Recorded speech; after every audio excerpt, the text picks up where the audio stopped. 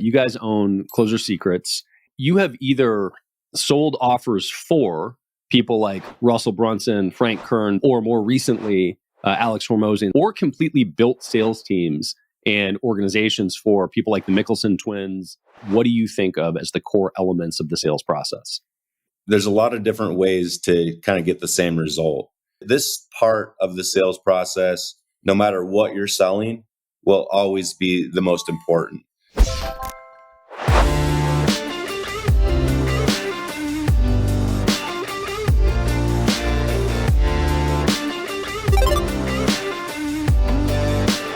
Randall Grizzle, Deborah Burris, I appreciate you carving out time. Thanks so much. It's great to see you.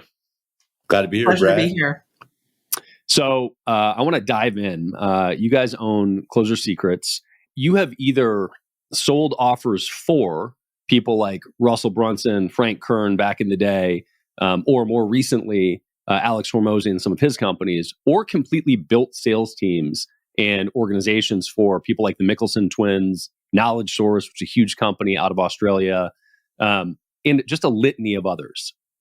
Specifically, you kind of look for companies that are doing $1 million or $2 million a year and work towards and have evidence of bringing them to $1 million or $2 million a week in sales, which is super impressive. And there are lots of lessons there. So clearly, you're very good at sales and building sales teams. I want to dig into your specific company and how you run it. But before we do, I want to talk about the basics of sales, because every entrepreneur on the planet should have a grip on their sales process and how it works. I grew up in kind of aggressive door-to-door sales. We were talking about this before we hit the record button. There are a million different kind of frameworks for sales that people learn, and different ways to close, different methodologies you can learn. Let's start with kind of the basics of the sales process and what process you follow to sell. Is there a specific process that you follow to sales, and kind of what do you think of as the core elements of the sales process? Yeah, with sales, there's a lot of different ways to kind of get the same result. And really what I've found, and you hear a lot of people talking about sort of old school way of selling versus new ways of selling. And there's a lot there, but there's also a lot as far as the fundamentals of the game that will never change. And whether you're talking about business opportunities or any other sort of business venture, these sort of elements are always going to come into play. And the first thing is really just understanding what it is that people are looking to accomplish, right? And then being able to bridge that gap. This is where they're at. This is what they want to accomplish. And this is how we're going to be able to help them do that. And you hear Tony Robbins talk a lot about how people will either take action based on a couple different things, either avoid pain and gain pleasure. And that's true. And those things are never going to change. But as far as how leads are created, the indoctrination from the place where somebody raises their hand until you're actually getting them into a place where they're ready to move forward on a $10,000, $15,000 offer, there's a lot of different ways to do that. And so in the beginning, when I first started in this industry, in the biz op sales industry, we were selling coaching on how to build businesses with on eBay. Okay. So the leads were created very simple. They were usually a free plus shipping. People opted in and spent maybe $10 for a free plus shipping book.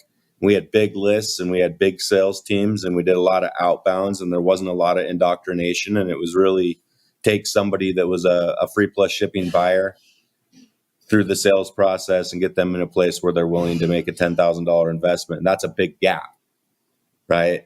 And that was the way that I learned how to sell, is selling those people that really weren't committed to anything outside of, I'll try this free plus shipping thing. Now, with the way funnels and everything has evolved over the years, they're way more indoctrinated. People come in, they sell things on webinars, they do master classes, they do workshops, they do events, they do all these different things to indoctrinate people.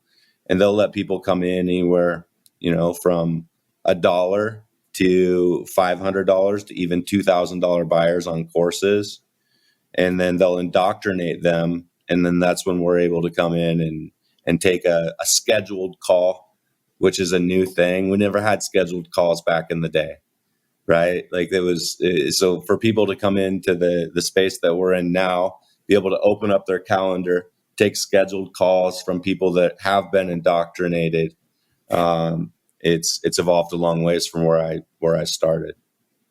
So I want to talk about the specifics of that. But if you talk, like you kept using the word indoctrination, and so if we think about the sales process of getting somebody indoctrinated as the beginning of the sales process, once you get them on the call, the elements of sort of rapport and features and benefits, or the value proposition, or transitioning into a close. How do you think about the structure of that sales call or that sales process in general? Yeah. So the way that I look at it is I break it down into sections. So the first part of the sales process is always going to be the introduction. The introduction is setting the tone for the call. This is who I am. This is who we are. This is what we represent. This is sort of the way that the conversation is going to go. And then from there, it's really about getting deep into the why. And some people call it probe, right? And that part of the sales process is the most important. This is where I'm identifying the W's, who I'm talking to, where they're at professionally, financially, what it is that they're looking to accomplish, and why now. Okay, so understanding this part of the sales process is by far the most important thing. So really getting deep into those things, really understanding who Brad is, really what makes Brad tick, right? Why is Brad motivated now to do something different, to learn something new? And this part of the sales process, no matter what you're selling, will always be the most important.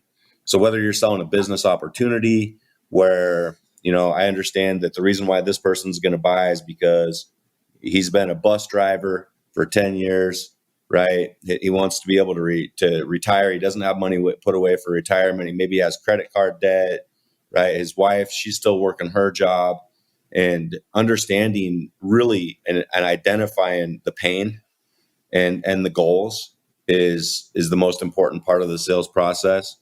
And then from there, the next bridge is the blast. So now I set the tone for the call with the introduction. I went through the probe section of the process. I understand who I'm talking to, where they're at, all these different things, what they're looking to accomplish, and why now. And then the blast part of the process is where we start to bridge the gap. So I'm like, this is where Brad's at. This is what he wants to accomplish. And these are some different ways that we're going to be able to help Brad in a short period of time kind of change your situation. So this portion of the sales process, we're creating some excitement. We're helping you understand that the vehicle certainly works, right?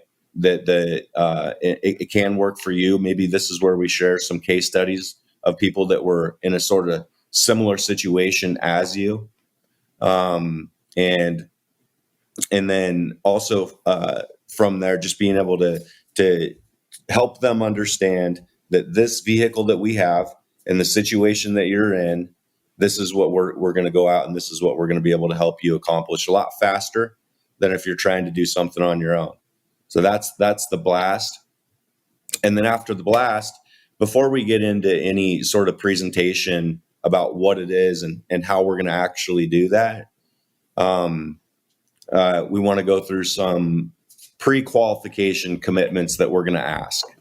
So the pre-qualification commitments are, if you use the example of a business opportunity, if I'm going to be able to help somebody change their situation, these commitments will always come into play.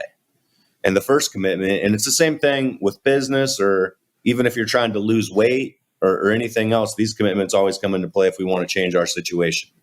And the first part is the commitment of time. If we're going to help them learn something new, they have to make the commitment. They're going to put the time in. They're going to do their part. And from there, the next portion after the time is really just being open-minded and teachable. So most of the time, what we provide is coaching and training. And I think we've all at some point tried to work with a know-it-all. And so we want them to understand that, hey, this is the way we're going to do things. This is the time commitment, whether it's 10, 15, 20 hours a week. I need you to be open-minded and teachable. We're going to put you with an expert, somebody that understands how to get you where you're trying to go. And so that second portion is just being open-minded and teachable, being coachable. The third commitment is being a decision maker. So this is their business, and ultimately they're going to be the one that makes those decisions. And so there's two types of people really we've found, and this is just the truth. There's procrastinators, and there's people that are willing to step out of that comfort zone and take action. And procrastinators always figure out a reason why things don't work, and they put things off. And for the most part, people that are successful make commitments, they make decisions, and they follow through and they do their part. And so we want to work with people that are decisive. And part of being decisive is the other part of that is the most successful people make decisions for their money, right? Like people have money, they make decisions for their money, they have that money work for them. A lot of times people that struggle let money make decisions for them. So we want to help people understand that if you're going to change your situation and start a business, whether it's a hot dog stand or a restaurant down the street, or heck, even if they wanted to go back to college, all these different things they're going to take an investment, a financial commitment. Okay. So we want them to understand that we're going to take the time, we're going to lay out exactly how all these different things work, but it's going to come down to them being at a place where it's black and white. It's either going to make sense or it doesn't. And when it does make sense, are they willing to step out of that comfort zone? And are they in a place to be able to step out of that comfort zone and make the commitment and get started? Okay. So it sounds like the qualification process for you is both qualifying the prospect for you and also sort of pre-framing the close and doing some takeaways to tee up the close so that they're walking into it wanting it.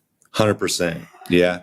It's about posturing. It's about positioning. And that kind of goes back to the roots of sales in general, right? It's about making them understand that this is it is an opportunity.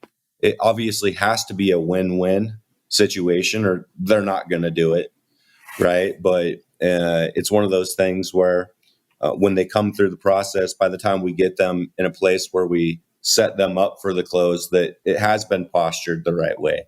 The closers, the deal is set the right way to the closer to where when they hop on, it's not us trying to convince them that this is what you should do and this is why you should do it.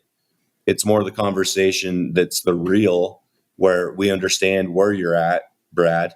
We understand who you are. We understand what you want to do. We understand that you're willing to make these commitments to get different results, right? And then, from there, it's only from there that we're able to be in a place that we can actually help people. And part of that is, kind of circling back to after decision making, that next part of the sales process would be the presentation. So before we get into the presentation, though, on a 2-part sale where we use setters and closers, this would be where the setter made the handoff to the closer, right? And so from after we go through that decision making, we just kind of want to posture, hey, we're going to have you speak to Brad. He's going to go through, he's going to lay out all the details.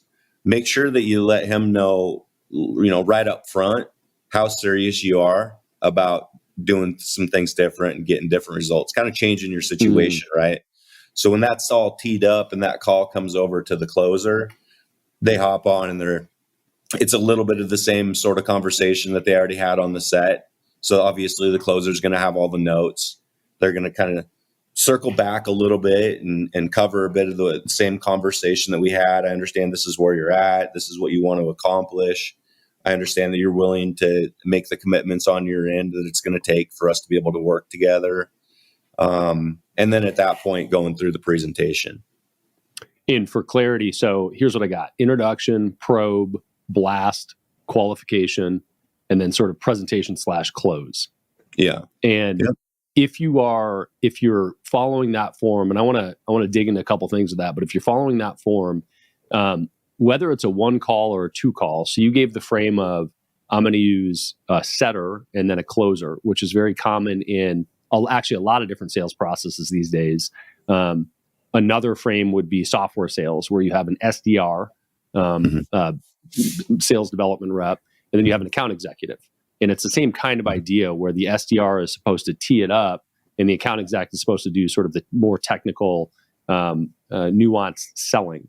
But if you're doing a 1 call close, presumably the steps would be the same, and you would still, when you go into presentation, recap what you got from the probing, the blast, and the qualification before you led into the close. Is that your model? Yeah, that's 100% accurate. I think that sort of as the industry, I guess some of the changes that have happened in the industry is that now a lot of times when people are talking about setters, let me just explain it this way. You can use the set part of the process a lot of different ways. And a lot of times I think now the way that the industries went, people are using setters more almost from the marketing perspective side of things, where they do a lot more cold outreach with messaging, on the social platforms and stuff like that. And so that's more of a lead creation, almost like a marketing arm, cold outreach, where the way that setting traditionally was created was to really do what I was talking about, where the lead had already came in, they've already raised their hand, right? Now it's about positioning, posturing, creating that opportunity for the closer to hop on and close the deal. Yeah, I love it. What hit me just now, the way that I thought about that was, it should be about setting the stage for the sale, not just setting the appointment. Exactly. And that's exactly the point that I was trying to make, is you get, a lot of these companies that are doing that outreach. And then when they hop on, if I do this outreach and then I schedule a call for you to speak to somebody else, then we're still just starting at the beginning stages. And so in my opinion, you would be better served to still have another setter after that cold outreach to be able to go through, pre-qualify. I wouldn't want to take somebody's time, like take your time, go through and have you talk to somebody that was, set up on a calendar from cold outreach, where they hop on the phone and they're like, okay, Brad, tell me what you got, right? How's this all work? And your posture, positioning for the way the whole call is going to go is just, it's off track right from the beginning. Yeah, I love that. Introduction, which is some rapport, et cetera, setting the stage for the call. Probe is getting to understand the prospect. You said the W's, which I think is great. Who you are, what you're doing, what role you're in, why this is important to you, and why now. The blast, which is sort of teeing up the product itself in some version and saying, hey, this is what we have in basic form. Then you go into qualification, which is both making sure that the prospect is actually who you want, and you want to invest time in this moving forward, and also sort of this takeaway posturing to make them want the sale. And then you move into actual presentation and close to actually make the sale happen. That's great. So there's a million things that true sales professionals focus on when they're trying to dial in this process. One of them is getting salespeople to be effective. And so there's this huge can of worms that can be ripped open here around training, management, et cetera. I want to hit on a couple of them. Role playing is cheesy as fuck. And there is no actor in the world that would show up on set without rehearsing the hell out of their lines. Where does role playing fit in, and how does it work in your sales organization, if at all? Yeah, another great question. So here's the thing with role playing, and I know a lot of people are all about it. For us, we come from a place where the people that we bring into our organization are people that we consider them black belts. So they have 10, 15 years plus experience. And it's sort of what's the best way to explain it? Well, first of all, everybody has a little bit different personalities. And so how you respond and how you go through the sales process, even though the content is the same, is going to be a little bit different than the next guy. So we try to bring in people that we don't have to share with them how they should use voice fluctuation when they're doing an introduction. Like, they're people that understand how to make that connection. And if you're working with brand new reps, like, I remember doing a lot of role play when I first started, right? And if you're working with people that are new into the industry, I think those things are important. But if I'm working with a seasoned, an actual sales superstar or an actual sales professional, I shouldn't have to spend the time with them, or a team leader shouldn't have to spend the time with them trying to help them understand how to fluctuate their voice the first 30 seconds of a call. They already understand that, right? And so, I mean, really, really, Brad, we're not the company that's big on role playing and really kind of getting into, it's not who we are. We try to hire people that understand all that. Yeah, I would argue, though, that those people are those people because, and the reason that you don't need to force role playing through an organization of black belt salespeople is because they're already practicing that shit at home or on their own. They're going through the call and the script or whatever and learning the pitch and getting the reps themselves, whether they're managed to do it or not. It's we call it practice, call it practical application, I think, more so, where they've spent 10, 15,000 plus hours on the phone practicing how they do their introductions and that sort of thing. And there's a lot of, we do have setters that don't have 10, 15,000 hours. And some of those people take more training, and they will do role playing and stuff with our team leaders. So it's not a thing that we're opposed to. I guess I'm just trying to make the point that for the most part, we try to hire people that have that experience, that understand, the fundamentals of the game. Beyond a Million is brought to you by Easy Pay Direct. If you're an entrepreneur and you are still using a product like Stripe or PayPal to accept payments, it is time to find out why the largest names in your industry would never consider doing that. Check out easypaydirect.com/BAM to find out more. So there are two big things that I'm focused on through this conversation. One is the fundamental elements of sales and building the process and how to do that from somebody that is very, very good at it, clearly. The other is your organization specifically, which we'll get to, but you kind of hit on both, which is your organization. You just want to hire badass people. But you also said, look, if you've got new salespeople, absolutely, scripting, coaching, that's part of the management process. Similar question, but a variant here.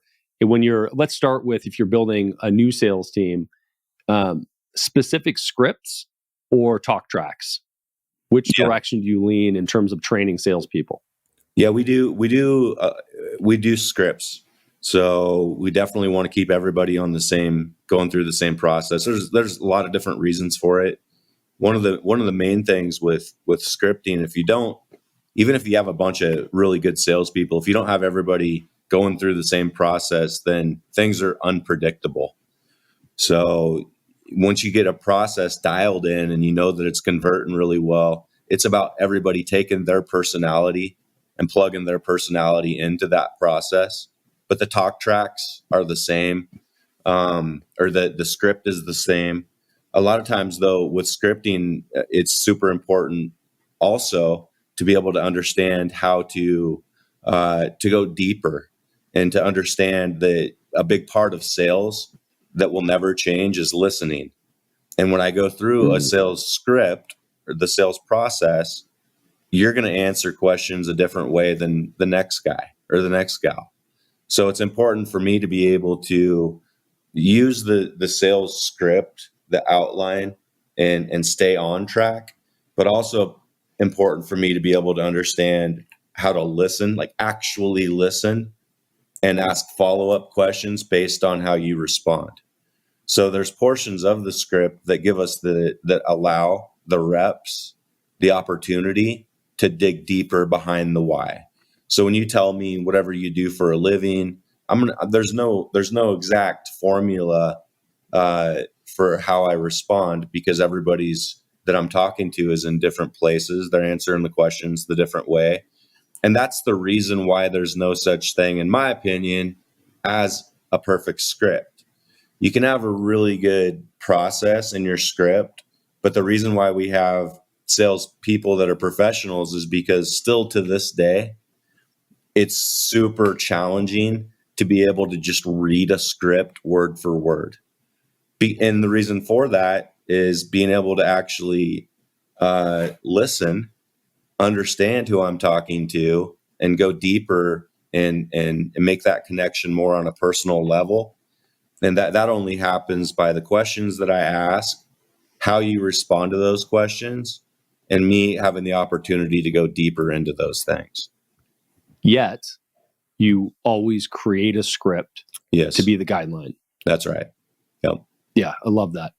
I love that. I think in more technical sales, my experience in more technical sales is that if you don't have a script, new people are very likely to use the wrong words inadvertently.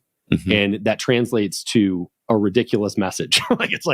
They say something that's totally wrong and they don't get it because they're just new and the lexicon's new. And then as people get indoctrinated into your own sales process, they can deviate from script with their own language, but they need to be indoctrinated before they can do that. Yeah. And sorry, go ahead, Deborah. Oh, I just wanted to interject a couple of things here. One of the assets that we put together, Brad, for each account is we put together a game plan for them.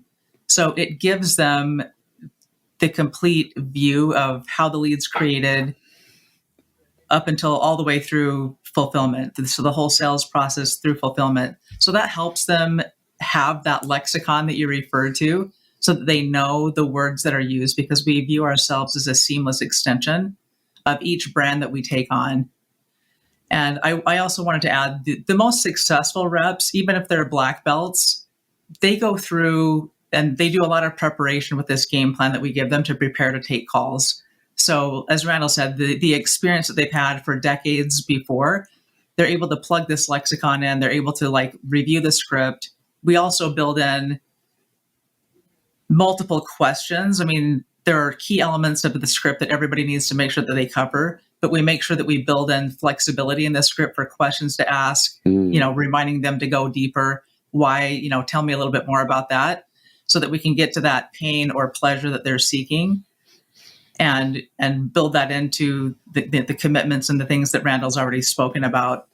And then as far as new people that do come in, I mean, we have team leaders that oversee each account, and they're constantly listening to calls. In addition to we have a whole department that listens to calls, and we actually record things that were successful in overcoming certain objections, so that we can share those things with the team, different analogies that people are resonating with to overcome those objections. So we provide ongoing assets for our team to just consistently level up for each specific offer. I love that.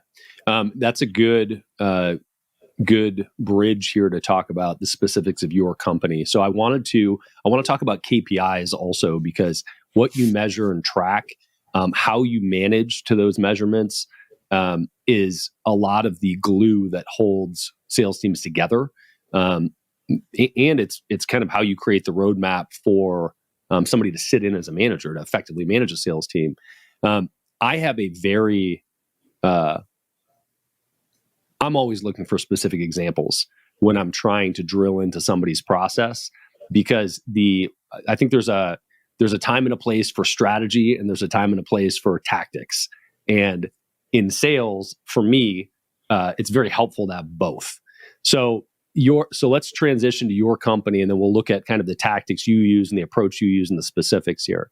So and correct me if I get any of this wrong, but you basically have two different models that you're running here. Now, well, first and foremost, you're looking for companies that already have some established history that are generating leads. Typically, that's 50 leads a week, I think is what we had talked about previously. But you're looking for people that are have an established business, maybe doing $1 million or $2 million a year, could be more, and you sell into that company one of two ways. Either you want the clients to drive leads straight to a book a call, so they're scheduling a call with your salespeople, or you're taking leads that the client has already sold something to, and then you are getting on the phone with them. Your salespeople are getting on the phone with them to sell them a $8,000 or $10,000 package. In both cases, you're trying to sell this high ticket offer to them. Either directly sell the high ticket, or looking at somebody who's already spent $1,000 to sell the high ticket too. Is that accurate? Yeah, I sort of the overview, I guess, of the evolution of this like, so in the beginning, it was, this is somebody that raised their hand. I mentioned the free plus shipping or an ebook, these different things. And it was a lot of outbounds from setters trying to connect with people. And then from there, the book a call thing came in, right? And then everybody was running funnels to a high ticket sales process through book a call. So non-buyer lead, just somebody that booked a call that was interested. And we have done some exciting things, some big things with book a call over the course. Let me pause you for 1 second, because you said non-buyer lead, and I know what that means, but I also know that if you're not running sales funnels, it's worth clarifying. So and that's what I was trying to get to as I stumbled through your model here, is that there are two things. There's either buyer leads or non-buyer leads.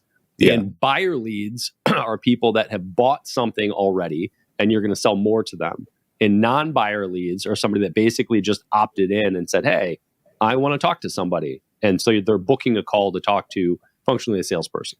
Exactly. So we'll start with the non-buyer leads. Those people, they don't have anything invested into the conversation. So they could be interested.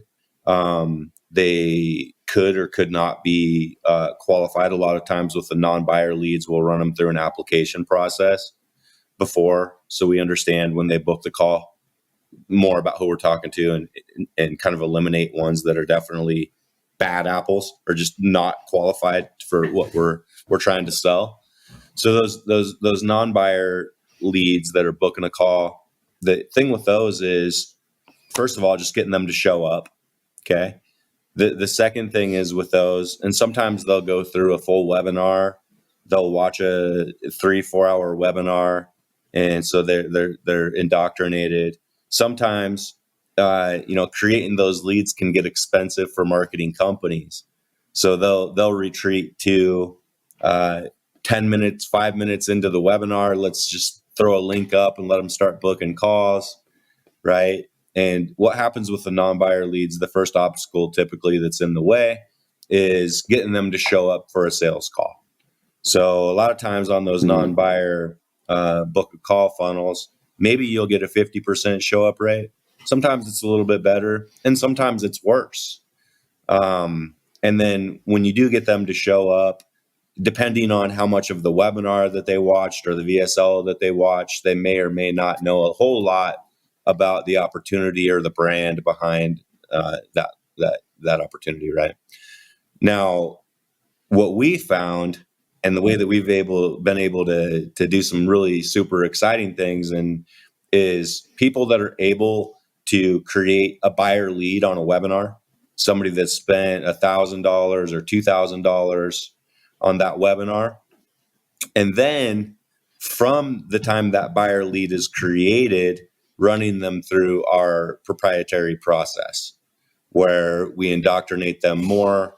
We end up scheduling a call with them. We used to call it a goal setting call. Now we call it a success call. But then we hop on, that's the set call. So back in the day, as a company, we used to be in a place where we would say, how can we help Brad sell his stuff? Or how can we help so-and-so sell whatever opportunity that they had? Maybe it's a book a call, whatever the case may be. Now we say, from a company perspective, how do we find people that we know and are confident that we can plug into our model that we know already works really well? So the majority of our clients now, their whole goal is to be able to break even on a webinar with a $1,000 or $2,000 buyer, and they might even go backwards, and a lot of times they do on that to sell that $1,000 or $2,000 thing.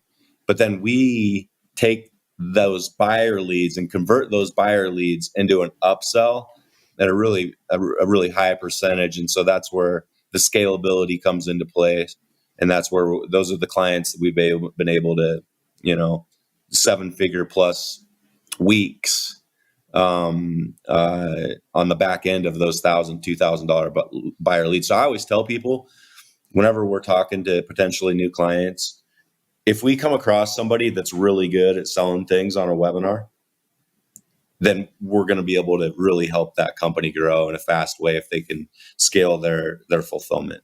It's really that simple.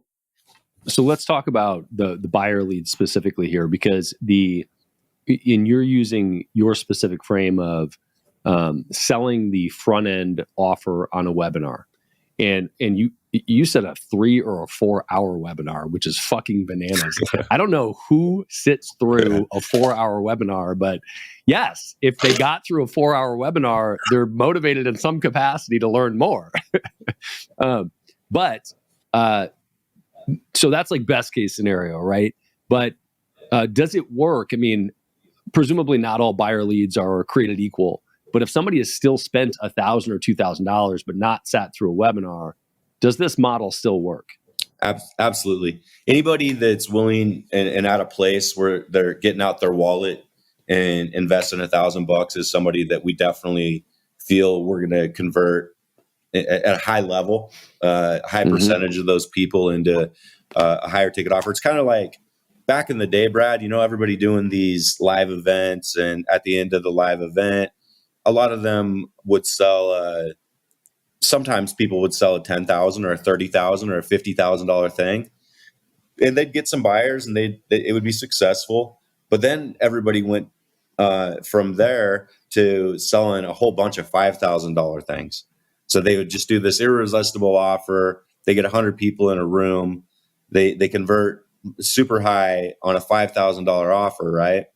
And then those $5,000 buyers would get a phone call right after the event, and those $5,000 buyers would have an opportunity to invest into a higher ticket offer that's $30,000 or $50,000. And a lot of people did a lot of big things from the live event, situations where selling that $5,000 offer up front and then, upselling them into the super high ticket stuff was really profitable. So it's the same exact model, except for now it's just to the masses on a webinar and getting those $1,000 or $2,000 buyers, and then taking all those buyers and upselling them. Okay, I have to dig in a little bit deeper on this one. There is, if you just spent $5,000 on something or $2,000 on something, to then find yourself in a situation where somebody gets you on the phone and says, "Yeah, do you want to spend 10 or do you want to spend 20?" There has to be, there is something to be overcome there, so that the person that just spent $2,000 doesn't feel like, well, what the fuck did I spend the $2,000 for if I have to spend $10,000 to get the full product? Yeah. What are the elements that makes that smooth and frictionless and actually makes sense for the buyer? I love that you brought that up, because you're spot on. The obstacle in the way of a buyer lead is people saying exactly what Brad just said. I already bought this. Like, let me go through this, right? I thought this had everything that I needed to be successful. And so the reality, though, is this: as long as you have enough of a differentiator between what they bought on a webinar and another offer that's going to be able to help them accomplish whatever it is that they're looking to a lot faster, then there's a conversation to be had.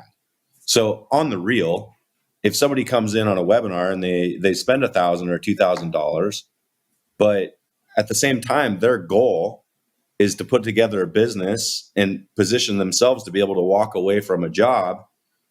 There's the course there. So the biggest differentiator that we want to provide for people is giving them the actual one-on-one support that they need to be able to accomplish their goals faster.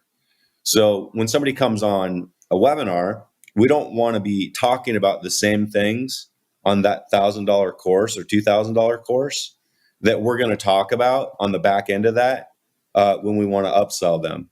So the biggest differentiator between what people typically buy up front on that course is the course has everything that they need to be successful. Because that's the first thing, is you got to be able to provide a ton of value to be able to sell a $1,000 or $2,000 course on a webinar. So obviously everything's there for them to be able to get results in whatever space that may be. All the knowledge is there, but the pitch is pretty simple. It's like, there's a reason why there's a teacher in the front of the classroom. Like, all the information is there for people to go through all the content in the books. And some people learn better or learn well with books and tapes and, and audio and all that sort of thing. But the reality is, a lot of the people that buy these courses, after they buy these courses, they'll reach out to the marketing company or the influencer, and they'll say, I want more help. Is there any way for me to get more support? Because they want more, like they're super excited about it.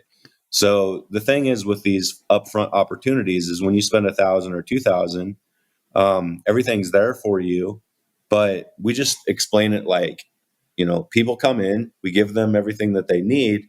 But when we did that, people started reach back out saying they wanted more support. So we put together a program for those people. And so maybe it is for you, or maybe it's not.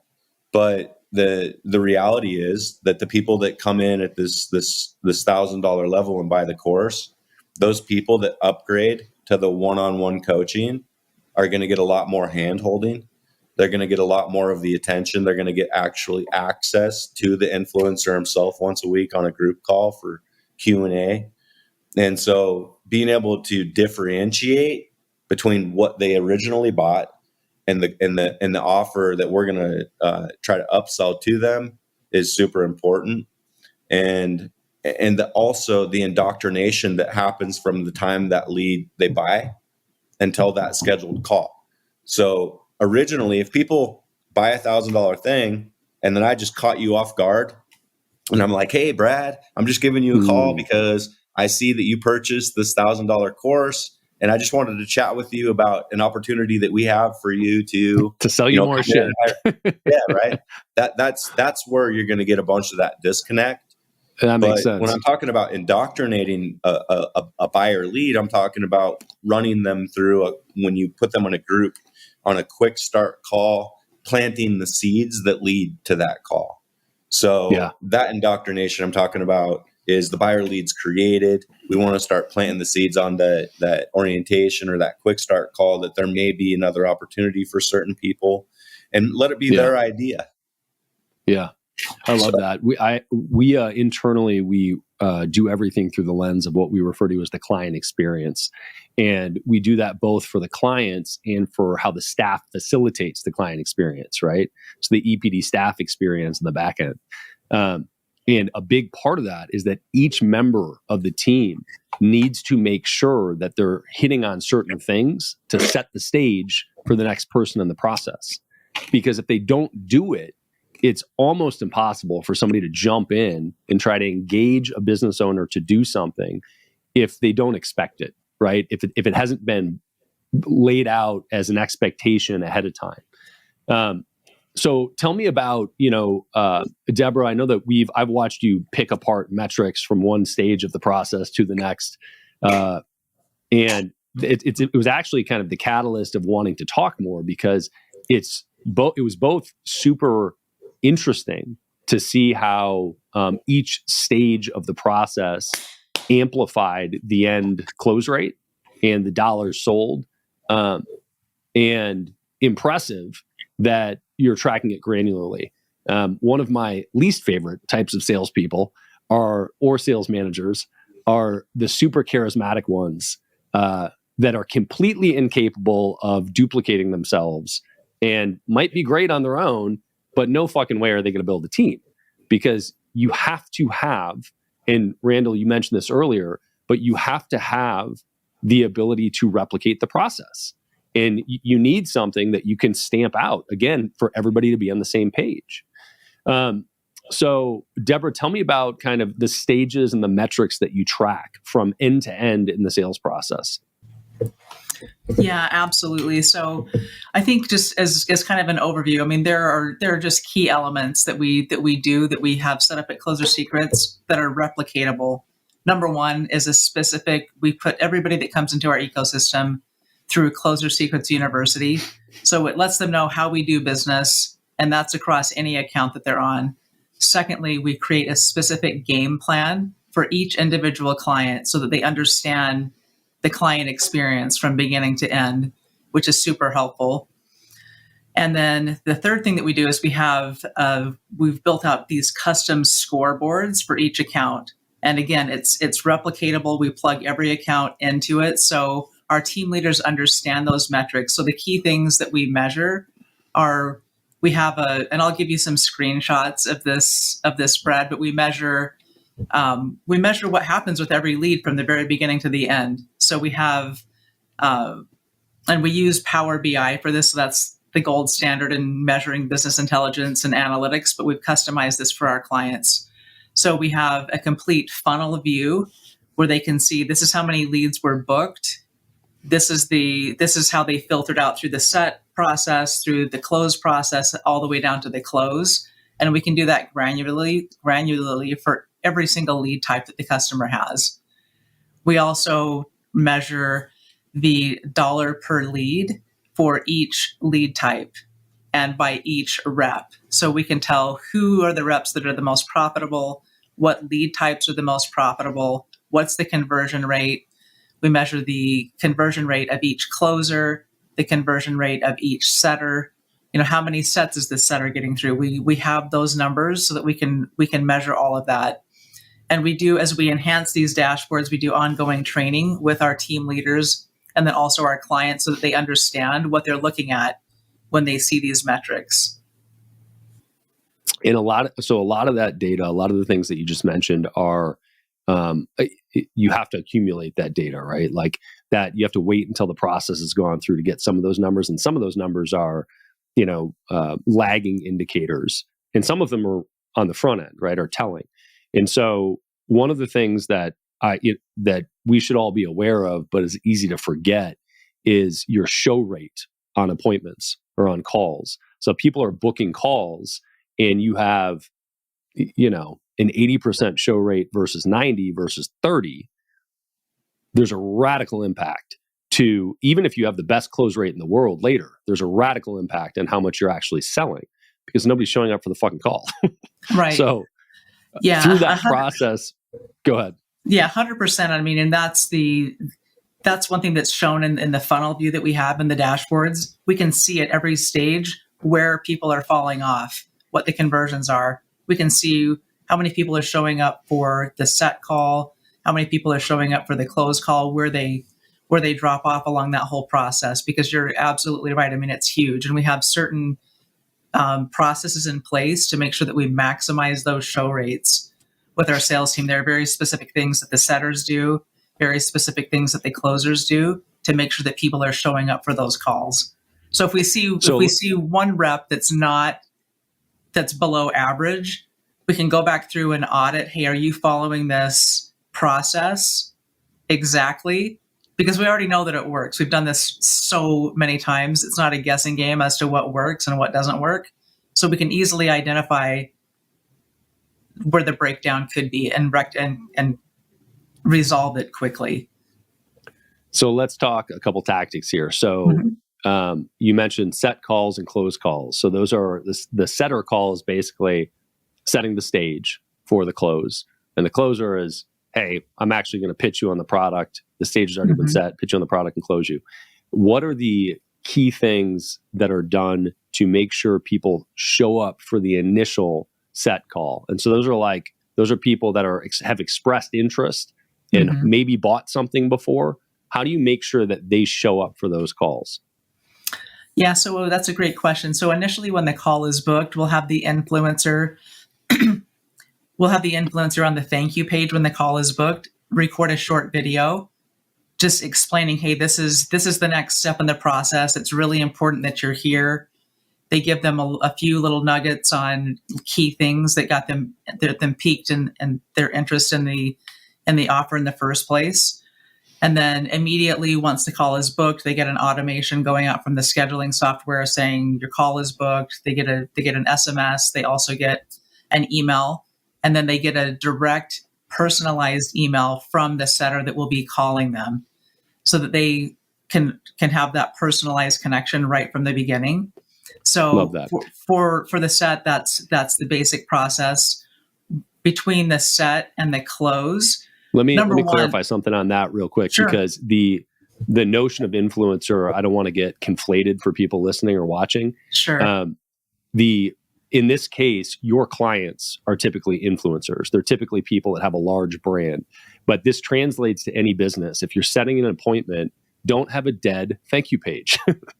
On the thank you page, resell the message, right? Resell into the experience of what the next step is. That was one of the big things there. The other big thing was immediately put a human to who's going to be on the call. Don't say, hey, you've got a call with Easy Pay Direct in a week and a half. Say, hey, Roger Clemente is your rep, or hey, I am Roger Clemente. I've been scheduled to talk to you in a week and a half. Here's my number if you want to connect before then, but I'm planning on seeing you then. Yeah, absolutely. When the setters reach out, they give them their direct number, let them know, hey, this is the line that I'm going to be calling you from. And in most cases, we'll take what was on the thank you page, that video on the thank you page, and put it in the body of that text message that's personalized. Because a lot of times when people book an appointment, they don't take the time to watch the video that's on there. Sure. So we remind them, hey, listen, I'm going to be calling you from this number. Great. Please watch this before we jump on the call. I'm really excited to speak with you. Write down any questions that you have, and we'll connect at your appointment time. Got it. Love it. So let's move to a couple things you can do to make sure people show up for the close call, or like the pitch and opportunity to actually sell. Yeah, I think one of the big things is the setters, they leave a little bit of the mystery, right? I mean, as Randall talked, he did a great job of going through talking about the posturing and the positioning that the setters do to get them prepared for the close. So the setters don't tell them everything. They get them in a position to where they've validated with the person that they have the ability to move forward, that the person believes that the vehicle is the right vehicle for them to accomplish what they're looking to accomplish. And then a lot of times between the set and the close too, we send them out a further indoctrination video from the business owner, the influencer, to get them even more excited about the possibility of working directly with that influencer and their team. Yeah, so awesome. I'm sorry, go ahead, Deborah. I was going to say, I mean, when this is done properly, the person that's coming on to the close call, once they get on the phone with the closer, they're talking to the closer. They're trying to convince the closer why they should be a part of it. Why they should be allowed to be on these calls with the influencers, with their team, so that they can go faster. Yeah. So a couple of things just to kind of add what Deborah mentioned there with the set process, or getting people to show up. And these getting the people to show up that are buyers is easy. Like the buyer leads, like we'll get a 90% plus those people to show up when we run them through the quick start and those calls and everything. But a non-buyer, webinar attendee, the application lead, there's a balance, because like what Deborah said, you have to have these contacts with them, but you can't be desperate. So there's a fine line, because sometimes when you have low show up rates, what companies will do is they'll just go crazy. They'll be sending all these automations. They're like, we're going to fix this no-show problem. We're just going to overwhelm them with reminders. And it's kind of like if you meet a new girl and you're the guy that's like out of control, right? Like that's the way people just are. As soon as you start feeling desperate, you lose. Yeah. And so it's important to be really precise and really make that connection, but also we call it hold the possession arrow. Like you're the one that's trying to help them, not vice versa. So we're not trying to beg them to show up to the call. We're trying to give them things to do so that when they show up to the call, it can be effective and we can potentially help them. And then one of the things Deborah also mentioned with the close and getting people from between the set and the close, for the most part, that's usually once they show up on a set and they go through that whole process, the majority of those still show up for a close. The close percentage will be pretty high. So the question is, how do we not only get them to show up, but how do we get them to show up and be in a place where, like she said, they're trying to convince us that we should consider working with them.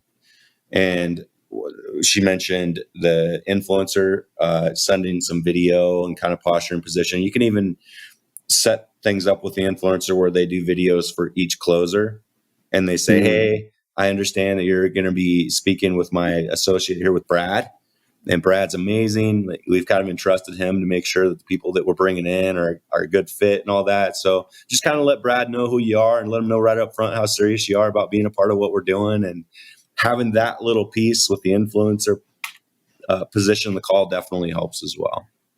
I love that. That's great. Well, I know we're coming up on time here, but I have a couple quick ones I want to ask you. The first is a big topic, the FTC.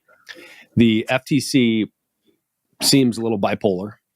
Sometimes they are super cool, and sometimes they seem like a kid that got beat up when they were little, and now they're lashing back and trying to gain control of the situation again.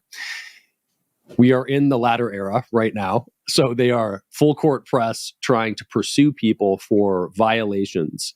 And they are notorious for operating antithetically to what I look at as our justice system, which is innocent until proven guilty.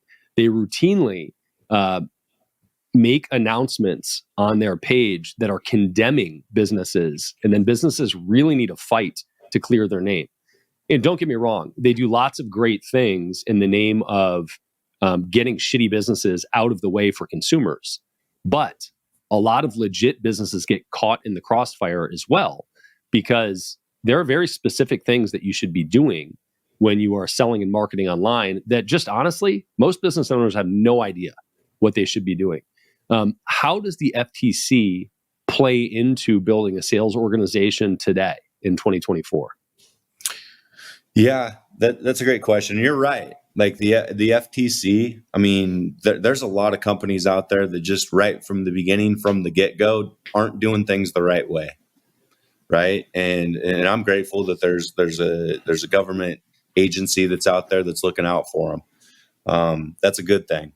And to your second point, a lot of times these influencers, these different marketing, these companies, they really don't know what they don't know.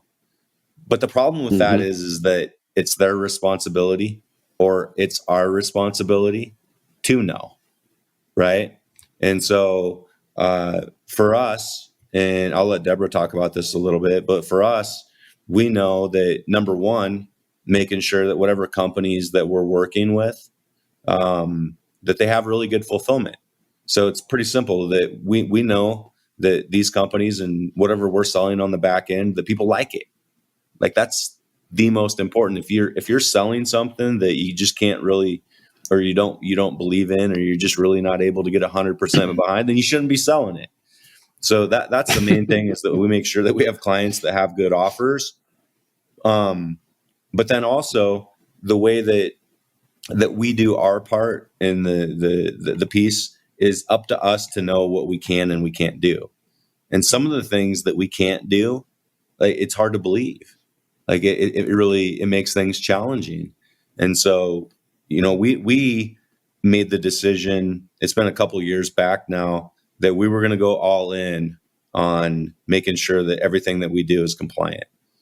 And some companies are, they worry that if I were to do that, then I wouldn't be able to sell anything. I think for us, it's the differentiator between us and everybody else that even comes close to doing something similar to what we do. So we have a full-time attorney on retainer that meets with our team every week. We have a compliance department that oversees all of our calls, reviews all the calls, makes sure that we don't have any rogue reps going out and saying whatever they like. And so yeah, it's super important to us. But Deborah, you want to add to that? Yeah, I think the biggest thing is just to underscore, we don't work with anyone that we don't feel like is massively over delivering on fulfillment, doing what they say they're going to do. And then we have the things in place, as Randall said, we've got the attorney, we've got a whole department that oversees this. And we give our reps the tools to be able to speak to clients with integrity, to be able to still find out, why they're doing something, why they want this change in their life, but use language and the words and the lexicon, as you mentioned earlier, to where it's not going to raise any red flags with the FTC. But we're still able to have just incredible conversations with the students that come in to see if this is the right vehicle to get them to where they want to go and do it compliantly. And our conversions are really high. And the interesting thing is as we've really gone deep into this over the last couple of years, the feedback that we're getting from the students that we're speaking with on the phone is, it seems like it's a more real conversation. It seems like it's more genuine. And so in many cases, our conversions have even gone up, and our feedback scores, we have feedback scores for every conversation that either a setter or a closer has with a client. And it's great to see the feedback come in. Our feedback is super high. It's super high, and they have a chance to free-form fill things in, and they just express a lot of gratitude. Like, this was amazing. I got like massive value. It helped me get a lot of clarity on where I want to go. And it's because we've been able to just dig deep, have more real conversations, and color within those lines that the FTC has drawn for us. Yeah. Well, I can tell you from experience with clients, you want to avoid FTC interaction if you can. And there is not a client that we've had that has been entangled with the FTC that thought they were doing something wrong. Said another way, these are totally legitimate companies that are delivering, that people seem to love, that have raving fans, but weren't doing things to the letter of the law, and we're totally unaware of it. And sometimes they even were. Sometimes they won the suits, and the FTC still pursued. So I think it makes a lot of sense. Randall Grizzle, Deborah Burris, Closer Secrets, I appreciate you carving out time. If you want to point people somewhere, do it now. Where do you want to send people? What do you want them to know about you? Yeah, I think the main thing is if you're somebody that is looking for a sales team to grow your company, if you're somebody that, like we talked about, is creating buyer leads and wants to put together fulfillment for a high ticket offer, maybe you have fulfillment for a high ticket offer. Maybe you have an internal team, but you'd like to figure out if there's other options for you to do things other ways. Then we'd love to have that conversation. You can book a call with Deborah and I at closersecrets.com, and you can hop on our calendar. And even if you just want to chat and see if there's some different ways that we can help you with different ideas, we'll hop on and see if we can provide some value for you. Awesome. Well, I've got a bunch of other questions, but for another time. I appreciate you both carving out time. It's always good to see you.